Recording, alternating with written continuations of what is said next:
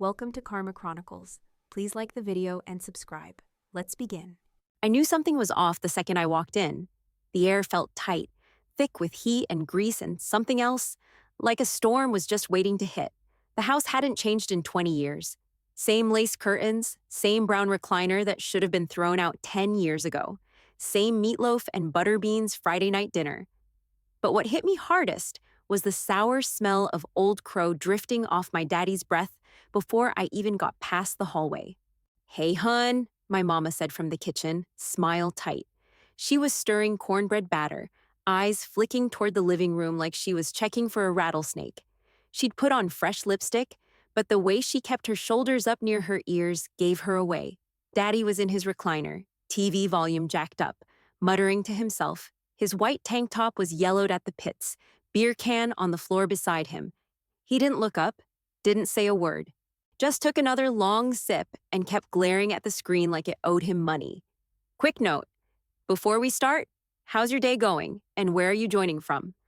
I dropped my purse on the table, kissed Mama's cheek. Her hands were trembling. I didn't say anything about it. 10 minutes in, we sat down. Mama brought the cornbread to the table, golden, just like always, and asked softly, "Walter, you want the end piece?" That's all it took. He slammed his fist on the table so hard the salt shaker bounced and spilled. "For God's sake, June! You know I want the middle.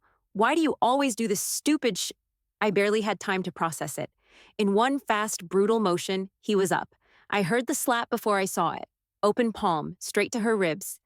The sound cracked through the kitchen like a snapped tree branch. Mama gasped and stumbled sideways into the counter, knocking over the pitcher of tea. Her face twisted in pain, but she didn't cry out. My instincts kicked in. I stood, yanked my phone out, heart racing. He turned toward me, chest heaving, but I didn't flinch.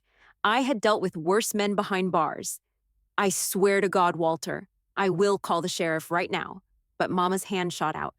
"Erica, no." Her voice was thin, breathless. "Please, just let it go." "He didn't mean it." "Let it go?" I barked. "He just hit you." I said stop, she whispered, gripping her side. "He's not like this. He's just tired. If you call somebody, they'll drag his name through the mud." I stared at her, blood roaring in my ears. He stood 5 feet away, blinking like he'd blacked out. "Erica," she begged, "just eat." Please, I didn't sit. I didn't eat. I stood frozen with my phone in my hand, watching the woman who raised me beg me to do nothing. And I didn't call.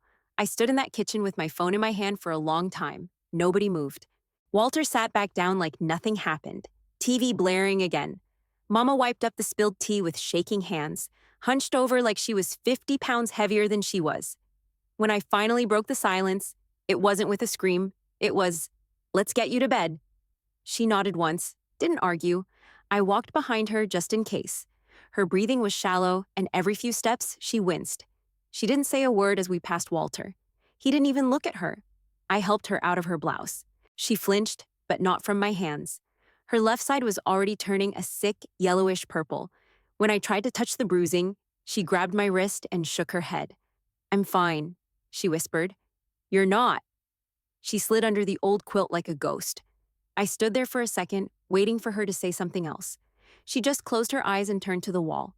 Back in my room, the same one I had in high school. I sat on the edge of the bed and stared at the wood paneling. That room had seen a lot. Slammed doors, muffled crying, long nights pretending I didn't hear the fights through the vents. I laid down, but sleep didn't come. Mama's whimpers slipped through the thin walls. Every time I closed my eyes, I saw her hitting the counter. The way she protected him. The look on her face when she begged me not to call. I should have called. At 7, I walked into the kitchen. Coffee was already on. She stood at the stove, moving slow, frying eggs like it was just another morning. Her left arm hung stiff at her side. "Mama, you need to go to the ER, I said. She didn't look up. "I already took Advil." "That's not going to fix cracked ribs." I said I'm fine. "No, you're not," I snapped. "You're hurt. He hit you." She turned then. Finally. It was one time. He lost his temper. He's been under stress. That's not who he is. I took a step forward. That's exactly who he is. "You think this is the first time he's scared you this bad?" She stared at me. Something flickered in her eyes, then disappeared. "It'll blow over, Erica. just like before I stopped breathing for a second. Before? She went quiet. I grabbed my keys. I can't sit here and watch you lie to yourself. Call me when you're ready to be honest. I walked out. She didn't stop me. I gripped the steering wheel so hard my knuckles ached, chewed my bottom lip until it bled. Drove home to Tallapoosa in silence, the radio off, just the sound of tires and rage. Scott was in the driveway washing the truck. He looked up as I pulled in. One look at my face and the hose hit the ground. "What happened?" he asked, walking over. I shut the door and leaned against the car. "My dad hit my mom." Scott didn't blink. "How bad?" "She's bruised." "Ribs." She wouldn't let me take her in. He was quiet a second, then nodded. "You want a file?" She begged me not to. Said it'd ruin him, said it'll blow over Scott, let out a breath. "That's not gonna happen." "I know." I wiped at my face, angry I was crying. But she won't listen. He opened the front door for me. I stepped inside and dropped my purse on the floor. I felt hollow, like someone had scooped out my insides and left the shell standing. Scott followed me in, closed the door behind us. "Erica," he said, voice low, "you did what you could." "No," I said, turning around. "Not yet. But I will." A few days later, Mama showed up at our place.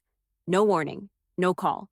Just pulled up in her old Camry, real slow, like even the driveway might hurt her.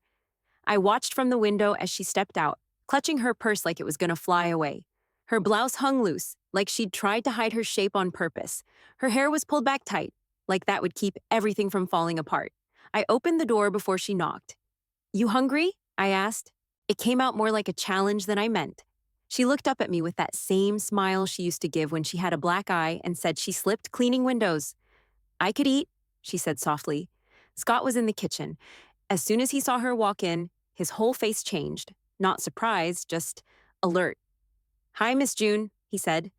Calm, respectful. But he looked her dead in the eye. "You're safe now." Her chin trembled. Just a flicker.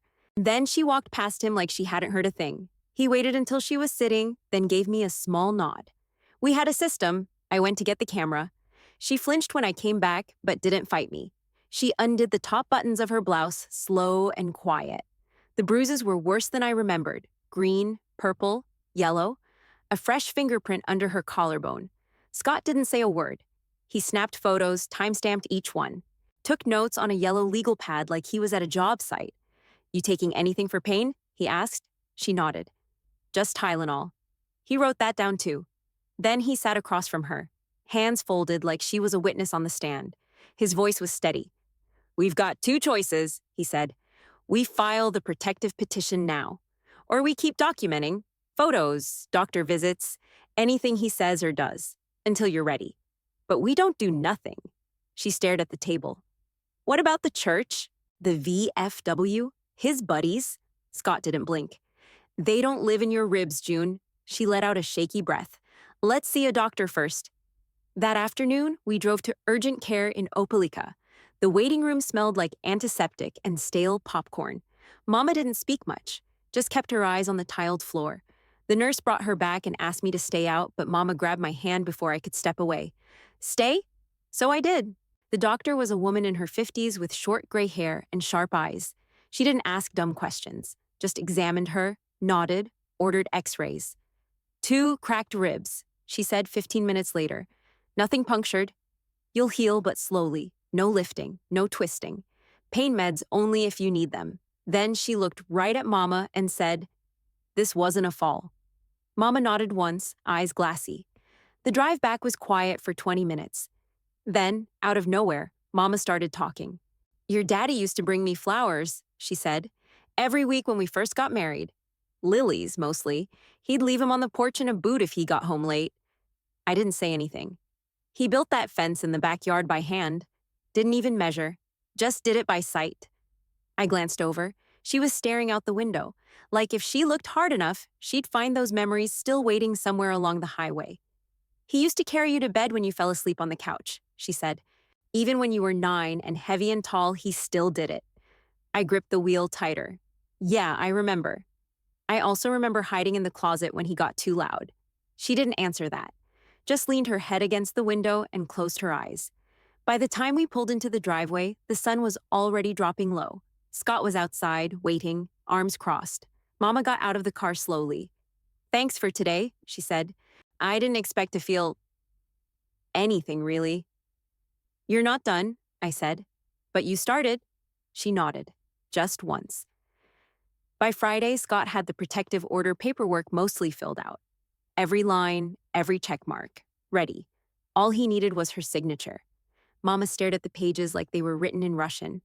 "I'll think about it," she said, folding them like church bulletins and tucking them in her Bible. On Sunday morning, she smoothed her skirt, pinned on a brooch like she always did, and said, "I'm going to service." I leaned against the doorway. "You sure that's a good idea?" "I'm not hiding," she said. "Not from them." So I drove her. Didn't argue, just clenched my jaw the whole ride to Yuba First Baptist. The church looked exactly the same. Red brick, sagging roof, dead azaleas out front. But the people felt different. Their stares were soft and slippery, like nobody wanted to admit they'd heard anything, but everybody had. Mama walked in with her back straight, not limping, even though I knew it hurt. She sat down in our usual pew, third row from the front, like nothing had changed.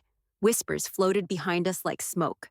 Pastor Elijah stood at the pulpit, clearing his throat too much. After the usual hymns and half-hearted amens, he said, "Let's bow our heads for a family in our congregation going through a challenging time. May God grant them strength, clarity, and grace." Mama's face didn't move. Mine burned. After the final prayer, while folks shook hands and traded fake smiles, Deacon Harville cornered me by the door. "You know," he said, gripping my elbow like we were kin, "it'd be better for everyone if we didn't stir up too much right now. Emotions run high. Families have rough patches." I yanked my arm away. "Is that what we're calling broken ribs now?" "A rough patch?" He blinked. "Just saying, don't make a fuss." I stepped in closer. "Then maybe don't give a pulpit to the man who broke her." His mouth opened, but I didn't wait for whatever garbage was coming next. Outside, the air was thick and hot. We walked to the car in silence. On the way back to Tallapoosa, Mama finally spoke. "He's right, you know." I shot her a look. "Excuse me?" She kept her eyes forward. "I don't want the whole town buzzing. I just want peace. Peace doesn't come from pretending it didn't happen." She clutched her purse like a life vest. "You don't understand." "I understand better than you think." She didn't answer. We stopped at the Piggly Wiggly to grab a few things. I ran in alone. Near the frozen foods, someone tapped my shoulder. "Erica Keene?" I turned. It was Trisha Lynn Hargrove. We graduated together. She looked me up and down like I was a headline. "I heard June took a spill. Fell in the kitchen, right?" My mouth tightened. "That what folks are saying?" She tilted her head. "Well, bless her heart." Walter must be beside himself. I didn't answer. Just walked off. If I'd stayed one more second, I might have lost it right there between the waffles and tater tots. Back home, Scott was flipping through the paperwork again. He glanced at me. "She sign yet?" "No," I said, tossing the bag on the counter. "She's still worried about church gossip and who's going to shake her hand next Sunday." He nodded slowly. "Then we keep building the case. I don't want to wait until he hits her again." "I don't either," he said. "But if she's not ready, all we can do is keep moving the pieces into place." Mama came in from the porch, holding her Bible. "Didn't find much peace in that place today," she muttered. I looked at her. "Then stop trying to please them." She didn't respond. Just walked down the hall, her steps slow and stiff. I watched her disappear into the guest room, and for the first time in days, I didn't follow her. She didn't say a word the rest of the night, just shut herself in the guest room and didn't come out till breakfast. I made coffee. She buttered toast like a robot. "I was thinking," I said, "we should get your hair trimmed. You'd feel better." She kept spreading butter. "Why? So folks can whisper about that too?" "They're already whispering? Might as well look good while they do it." Her mouth twitched. Not quite a smile, but close enough. So we drove over to Dottie's Cuts. Same strip mall salon we'd both gone to since I was 12. Cheap chairs, strong hairspray smell, and the same 3 stylists who knew every birth, death, and DUI in Tallapoosa. Dottie herself took Mama's name, like she didn't know damn well who she was. "Oh, hey, June. Good to see you back around." "Been a while," Mama just nodded and followed her back. I sat up front flipping through a 4-year-old Southern Living and counting how many times the receptionist fake laughed at nothing. 30 minutes later, Mama came out with her hair shorter, lighter around the ears. It looked good, fresh, but not flashy. No one mentioned the bruises peeking out beneath her collar. No one asked about Walter. Just, "You look great, June, and love the cut." And, "Y'all have a blessed day now." Like nothing happened. Like cracked ribs were just part of getting older. Back in the car, she tucked a piece of hair behind her ear and stared at herself in the visor mirror. "You look nice," I said. "He called," she said quietly. My chest tightened. "When?" "Last night." I gripped the steering wheel. "And?" She looked out the window. "He says he's found God. Been going to a men's study. Said he's sorry." I almost laughed. "Well, if God's handing out forgiveness coupons, he better send a few to your rib cage." She turned toward me. "Erica." "No, seriously. He smashes you into a counter, and now we're supposed to what? Light a candle and call it even?" I didn't say I forgave him. "But you're thinking about it." She didn't deny it. We sat at a red light. I looked over. Her face was soft, far away. "You remember when I was 9? She said. "That boy pushed you off the monkey bars, split your lip. You came home crying, and your daddy drove over to his house, knocked on the door and told his father, 'Your boy ever touches mine again, he won't have a house left.'" I stared at her. "And what's that supposed to mean?" "He protected you." I scoffed. "When it suited him." She shook her head. "You only remember the bad." "Because the bad was loud, Mama. It broke things." "It broke you?" We pulled into the driveway. She didn't get out right away. I stayed because there were good years. There were smiles, laughter. He wasn't always. She stopped. I shut the engine off.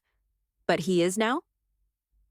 That night, Scott sat beside me on the couch, typing on his laptop while I picked at leftover fried chicken. He looked up. "You know, we could request extra patrols near her place. Quiet check-ins, unmarked," just in case I nodded. "Do it." "She still won't sign?" "Nope." He sighed. "Then we keep the file growing." I watched Mama in the kitchen, folding towels like it was her job to pretend things were normal. "I hate how slow this is," I muttered. "How we have to tiptoe around his damage." Scott leaned back. "Yeah, but every paper filed, every bruise photographed, it builds. And when she's ready, it'll all be there." I didn't answer, but I knew he was right. We were stacking bricks, quiet, steady, heavy. The system was slow, but it was moving. I was pouring coffee when the knock came. Not loud, not rushed. Just 2 steady raps on the screen door, like someone was trying not to scare a bird. Mama was at the table folding laundry again. She froze, towel in hand. Scott walked past me and opened the door. "Deputy Myra," he said, voice calm. "Come on in." She nodded. Slim woman, late 30s maybe, hair in a tight bun, eyes sharp but not cold. Her partner Rodriguez followed. Big guy, quiet, clipboard already in hand. "We'll take her statement if she's ready," Myra said, glancing at Mama. Mama didn't speak. She just looked down at the towel in her lap like it might rescue her. I stepped over, knelt beside her. "You don't have to press charges right now. Just tell the truth." Her jaw clenched. Scott walked into the other room, came back with the manila folder we'd been building for over a week. He handed it to Myra. Medical records, time-stamped photos, notes on behavior, and a voicemail he left Wednesday night. She opened it without a word and started flipping through. Mama finally spoke. "He's not a bad man." Rodriguez wrote that down. "He served on the fire department 34 years. He helped build the VFW hall, teaches safety classes at the middle school. He's respected." Scott stepped forward, leaned on the counter. "You're not writing about his resume." "You're writing about your ribs?" Myra nodded. "We don't print this in the paper, Miss June. We just need to make a record, a real one. So if something else happens, we're not starting from zero." Mama stared at her hands. She didn't move, just sat there, breathing like every inhale had a price.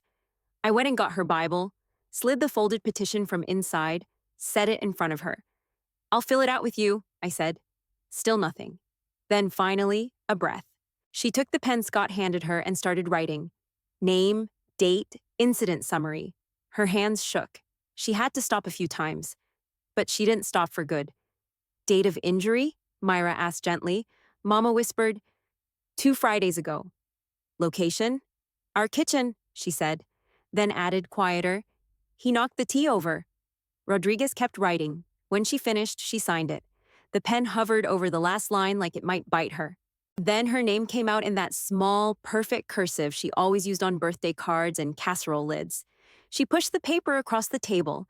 Myra picked it up like it was glass. Mama wiped her eyes but didn't cry, just sat there, looking smaller than I'd ever seen her.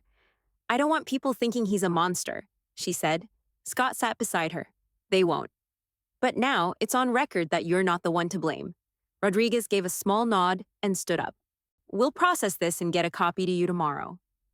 "Can I go to church?" Mama asked, eyes still on the table. "Of course," Myra said. "Nothing says you can't live your life." They left quietly, thanking us as they stepped out. Myra gave me a look on the way out. Not pity, not even sympathy, just recognition. Like she'd seen it before, probably too many times. I closed the door behind them and turned back toward the table. Mama had her hands in her lap, still. Scott went to the fridge, pulled out a soda, handed it to her. "First step's always the hardest," he said. She cracked the tab open, took a sip, and whispered, "He's gonna be so mad." "Let him be," I said. "You don't answer to him anymore." She didn't say anything else, just sat there, the signed petition between us like a flag on new ground. The signed petition sat on the kitchen counter like a bomb that hadn't gone off yet. The next Sunday, Mama went back to church. I didn't fight her this time. I just parked the car and walked in beside her. The sanctuary felt colder somehow, like the AC was working overtime to freeze the tension. People greeted her, of course they did, but every "good to see you, June" was layered with something fake. Smiles too wide, hugs too quick. One woman leaned in during the hymn and whispered, "If you ever need someone to talk to..." Mama smiled back, like it was a casserole recipe being offered. After service, Pastor Elijah made a beeline over. "Just wanted to say we're praying for your family. These storms, they pass." Mama nodded, polite as always. Then came the kicker. "It'd be a real shame if this got too public," he added, eyes flicking toward me. "We're trying to protect the spirit of the community." I stepped forward. "Your community spirit cracked my mom's ribs." He blinked. "I'm sure it's more complicated than that." "No," I said. "It's really not." He didn't say another word, just walked away with his Bible clutched like a shield. That week, Walter started calling. First it was angry, full of barked curses, blaming me, calling us traitors. Then came the pity. "I miss you, June. I need you." "You know I'm not like that. You know me." She never answered, just listened, then handed the phone to me. I started saving the voicemails, every last one. Scott had his own run-in outside City Hall.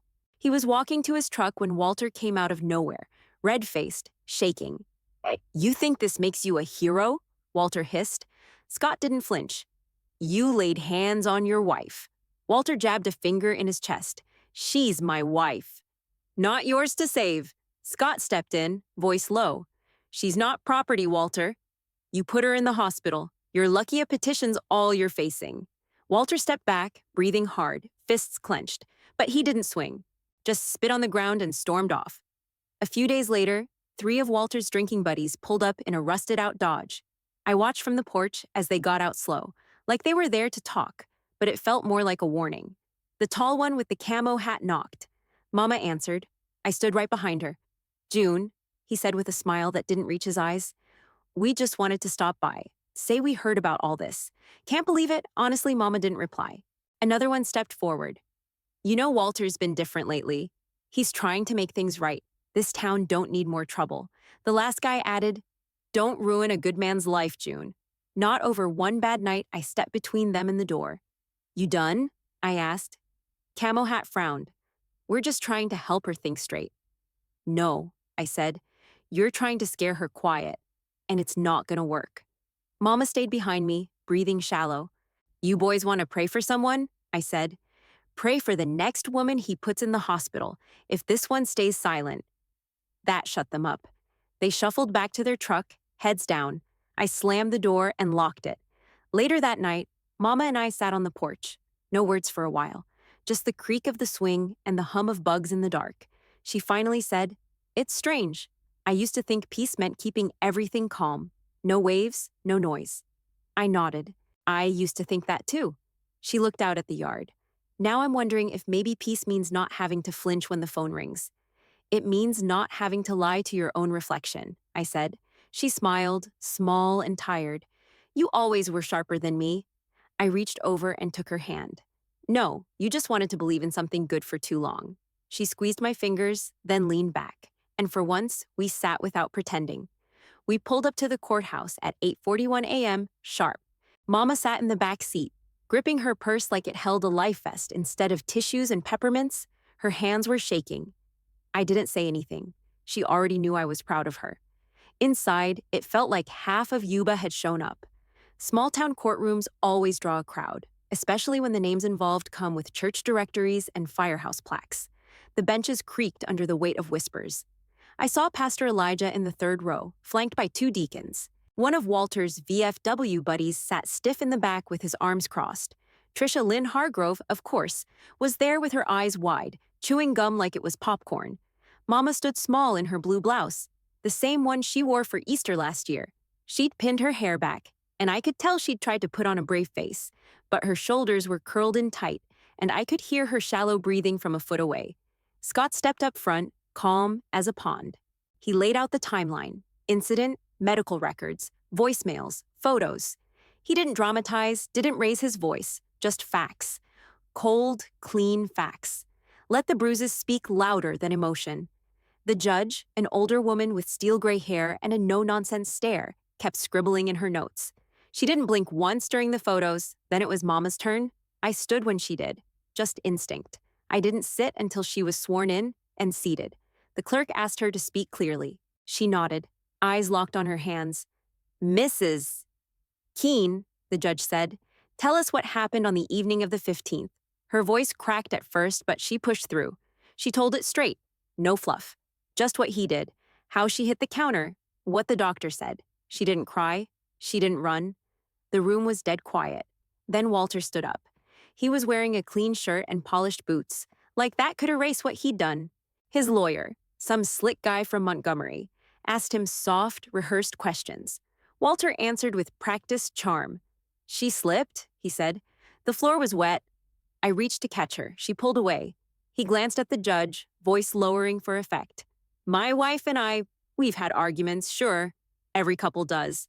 But I would never lay a hand on her in anger.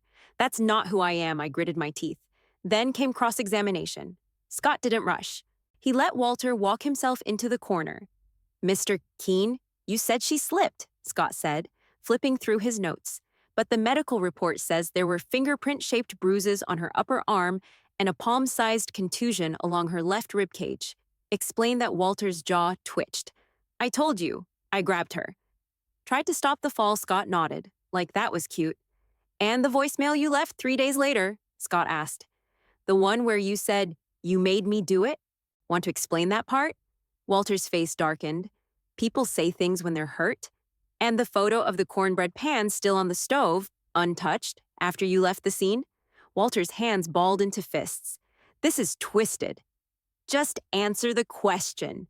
She's my wife, Walter snapped, voice echoing through the courtroom. The judge raised her eyebrows. Walter pointed toward Mama. She belongs to me. You could feel the whole room suck in air. Silence, heavy, uncomfortable. The judge put her pen down. Mr. Keene, you may want to stop talking. Scott didn't say another word. He didn't need to. The judge turned to Mama. Mrs. Keene, do you still wish to proceed with this protective order? Mama sat up straighter. Yes, ma'am. I do. The judge nodded. Order granted? Effective immediately. Mr. Keene, you are not to contact Mrs. Keene by phone, in person, or through a third party. You will remain at least 100 yards from her residence, church, and place of business. One violation, and I will personally hold you in contempt. Walter sat back like he'd been slapped. The gavel dropped. Mama exhaled for the first time all morning. I reached for her hand. She grabbed mine and held it like a child on a cliff. Her eyes watered, but she didn't sob. Just one tear. Then another. Slow and quiet. We stood and walked out of that courtroom together. Past the stairs. Past the whispers. Past the folks still trying to pretend it hadn't happened. Out in the hallway, the air felt different, lighter, like the door behind us was holding something in. Are you okay? I asked. She nodded slowly. Not yet. But for once, I believe I might be. And for the first time in my life, justice didn't feel like some idea you chase. It felt solid, heavy, real. The Monday after court, I drove Mama back to her house in Yuba. It was quiet, just the way she liked it, but different now. Not the kind of silence you dread, the waiting for boots on the floor kind, but the real kind, the kind where nothing bad was hiding behind a closed door. We walked up the porch steps. She reached for her new keys and paused. First time I've had a front door key to myself in over 40 years. She unlocked it, stepped inside, and didn't flinch once. Over the next few days, she got to work. She had Scott help change every lock. She moved the couch to face the windows instead of the TV. She cleared out the garage by herself, dragged every box to the curb, like tossing out memories one cracked lid at a time. The neighbors, mixed bag.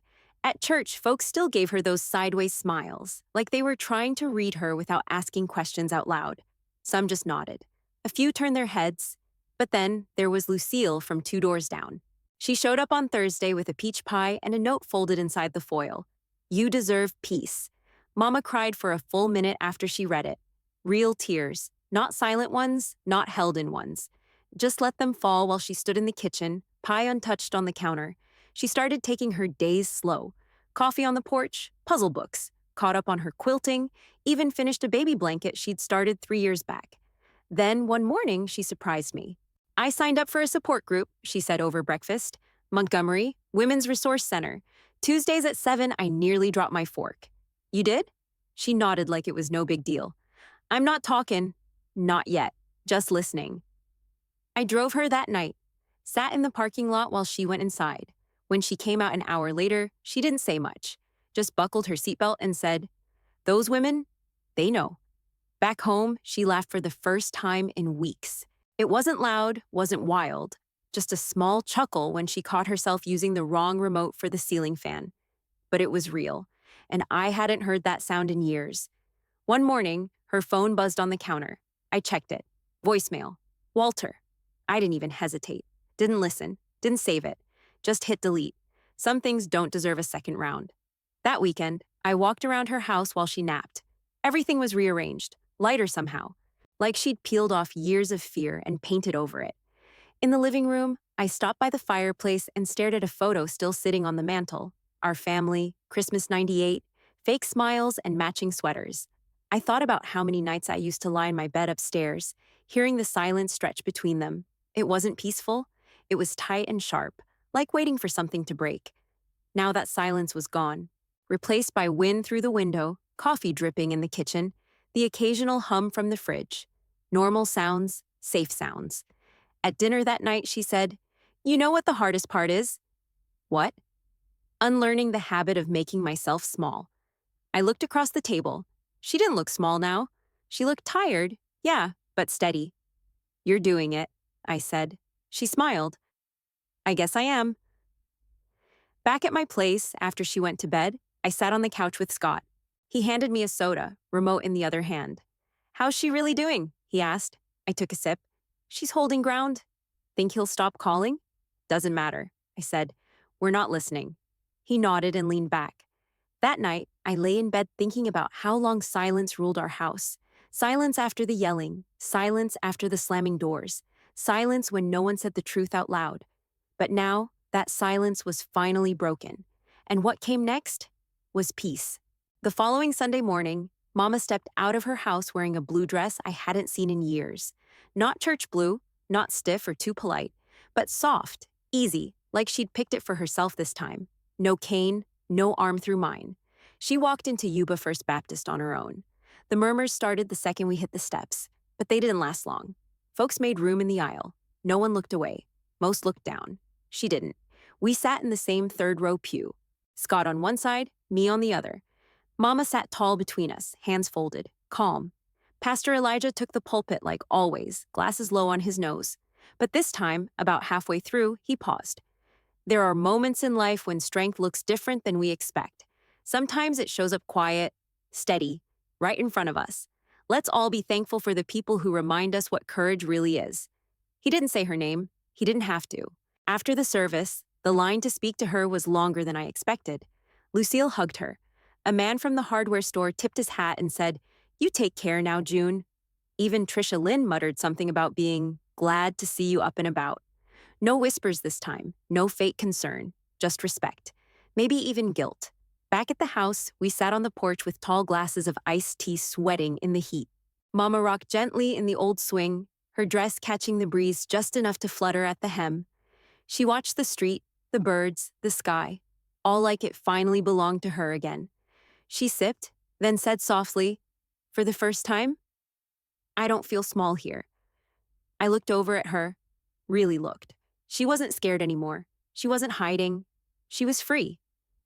I thought about the years I spent watching silence swallow her, the slammed doors, the quiet sobs, the way she'd shrink down and say, "It's fine, it'll pass." It didn't pass. It just festered. But now, here she was, older, bruised, but unbroken, sitting in her own skin without apology. Scott reached over and topped off her tea. She smiled, leaned back, and closed her eyes. I'd seen war. I'd worn the uniform, stood in sand and sweat and fear. But this was peace, and it ran deeper.